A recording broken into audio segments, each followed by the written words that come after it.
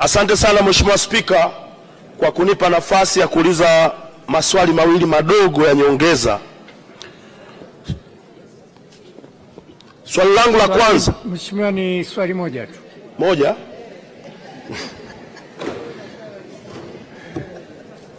Mheshimiwa Spika, nilikuwa naomba majibu kutoka kwa serikali kuhusiana na barabara ya Kasulu Road.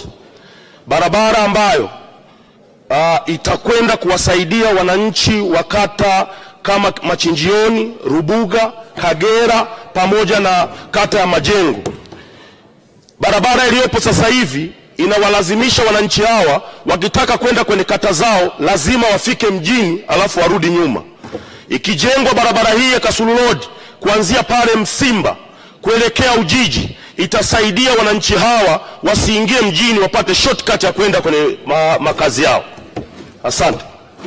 Mheshimiwa Waziri, kwa kifupi. Asante Mheshimiwa Spika, naomba kumjibu Mheshimiwa mbunge Baba Levo, mbunge wa Kigoma mjini kama ifuatavyo.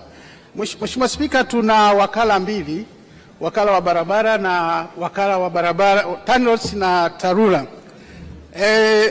Mheshimiwa mbunge, barabara tunazozijenga sisi ni kuanzia Ujiji hadi Kigoma mjini, lakini Mwanga kwenda Mwandiga pale kwenye sanamu ya Sokwe kwenda Simbo na kwenda Mwandiga.